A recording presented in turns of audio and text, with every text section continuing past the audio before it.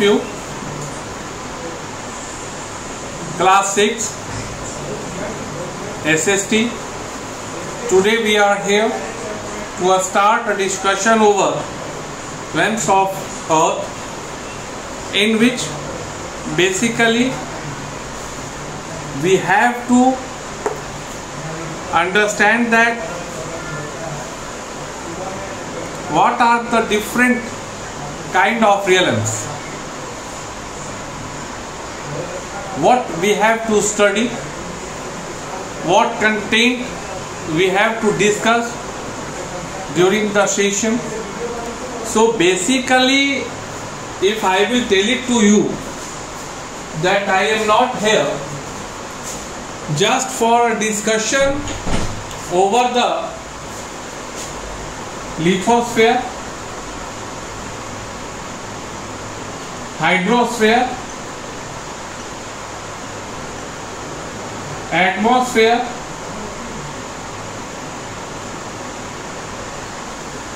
Biosphere,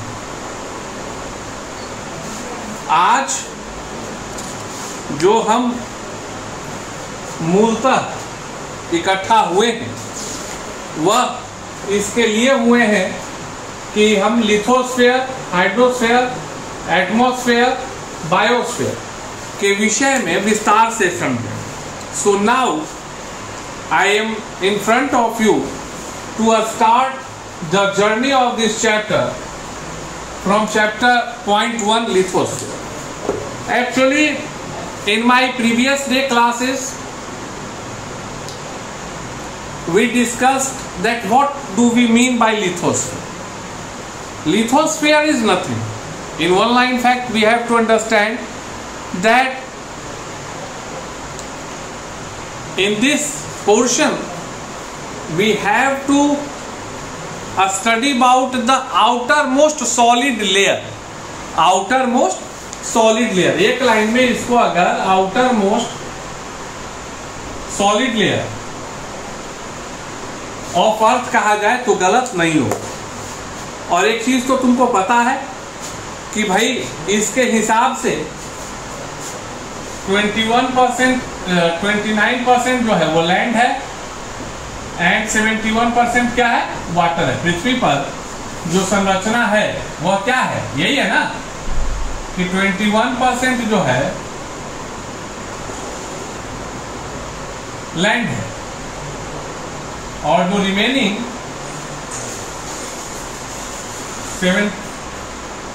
29% और जो 71% है वह क्या है, वाटर है. क्या है, वाटर है. मूलतः तो हम लोगों को याद रखना है कि ये एक्यूरेसी में है. ऐसे हम लोग सामान्यतः पढ़ते हैं कि 30% जमीन और 70% जल है.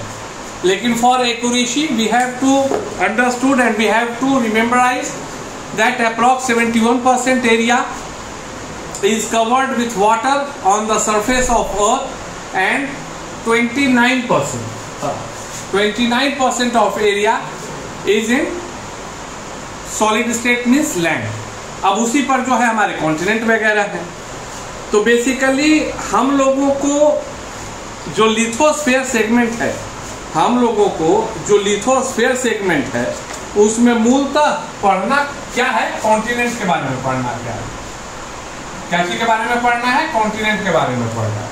कॉन्टिनेंट को हिंदी में क्या कहें, कॉन्टिनेंट को हिंदी में महादेश कहते हैं. अब कितने महादेश हैं, तो एक तरफ से शुरू कीजिए. एशिया, यूरोप,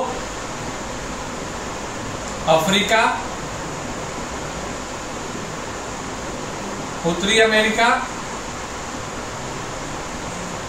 दक्षिणी America, Australia, Antarctica. Am I correct? क्या मैं सही हूं? These are the name of 7 continents whatever is present on the earth.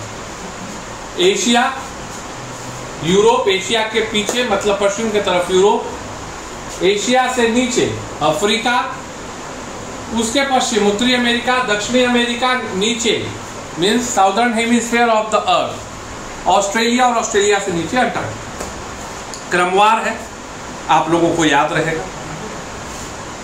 अब आप लोगों को कुछ चीजें याद रखनी है। अब याद क्या रखनी होगी कि भाई अगर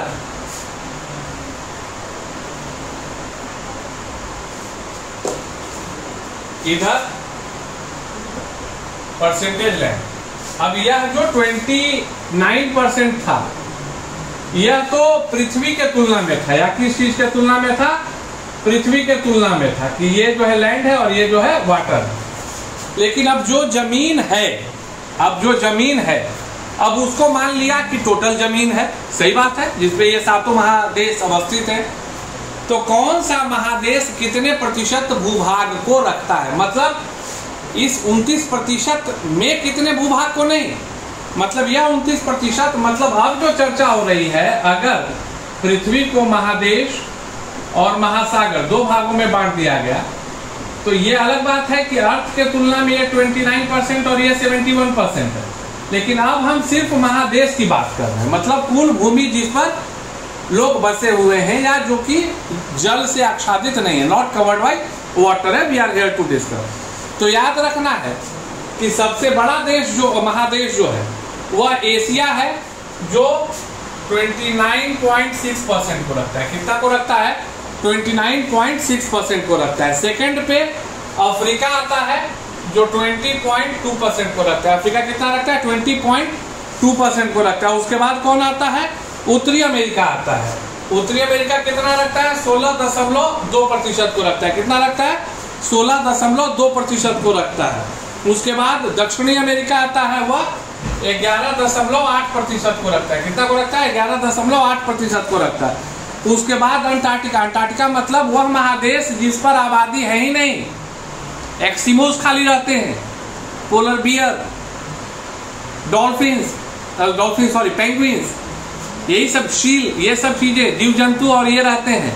और वह भी जो है आबादी में जो है आपके हिसाब से, सॉरी क्षेत्रफल के हिसाब से 1, 2, 3, 4, 5वां स्थान महादेश में रखता है 14.24। कितना रखता है? सॉरी, अंटार्कटिका कितना रखता है? 9.5। अंटार्कटिका कितना रखता है? 9.5। उसके बाद यूरोप आता है 7%। यूरोप कितना पे आता है? 7%। और सबसे छोटा महादेश कौन है? ऑस्ट्रेलिया, 5.7%। तो अब एक चीज को देखो, according to this content, if in examination question will come that which is the largest or which is the biggest continent, सबसे बड़ा कॉन्टिनेंट कौन है? सबसे बड़ा कॉन्टिनेंट कौन है? तो स्मूथली हम लोग जवाब दे देंगे कि भैया सबसे बड़ा कौन है? एशिया है। सबसे छोटा कॉन्टिनेंट कौन है? तो किसको जवाब देंगे? ऑस्ट्रेलिया को देंगे। ये ऑब्जेक्टिव क्वेश्चन तुम्हारी परीक्षाओं में आ सकता है। Might be possible that this kind of question will come in your examination, either in periodic test, either in half yearly, either in annual। ये एक नंबर के बहुत ही आसान प्रश्न है जो इस 5वें नंबर चैप्टर से पूछे जा सकते हैं, पहला और आखिरी के बारे में। बाकी जो है क्रमवार आपको याद रखना। अब सवाल आता है कि सर किताब में प्रतिशत भूभाग के साथ साथ जनसंख्या की चर्चा है। क्या चीज की चर्चा है? जनसंख्या। जनसंख्या को क्या बोलते हैं? पॉपुलेशन बोलते हैं। जनसंख्या को क्या बोलते हैं? सॉरी, जनसंख्या की नहीं चर्चा है, मिस्टेक, एरिया की चर्चा है। क्या चीज की चर्चा है? एरिया। एरिया मतलब क्या हुआ कि भाई प्रतिशत तो आपने बता दिया, कितना प्रतिशत है। क्या भूभाग के विषय में भी जानकारी है कि कितना वर्ग किलोमीटर में फैला हुआ है? तो जी हाँ, बिल्कुल, भूभाग के विषय में भी जानकारी है। और यह जो जानकारी है वो क्या चीज में है? मिलियन स्क्वायर किलोमीटर में। क्या चीज में है? मिलियन स्क्वायर किलोमीटर में। तो अब आपको याद रखना है एशिया का कितना है? 29.6। एशिया का कितना है? 29.6। एशिया के बाद हमने यूरोप लिखा है। यूरोप का कितना है? 10। यूरोप का कितना है? 10, मतलब 10 मिलियन वर्ग किलोमीटर, मतलब 10 मिलियन वर्ग किलोमीटर आपको याद रखने की आवश्यकता है। अब यूरोप के बाद मैंने क्या लिखा है? अफ्रीका का लिखा है। तो अफ्रीका है, चलो 100 एशिया का जो है 44.61 है, 44.61 लाख वर्ग kilometre, sorry 44.61 million kilometre square, 44.61 million kilometre square. उसके बाद यूरोप का है 10 मिलियन किलोमीटर स्क्वायर।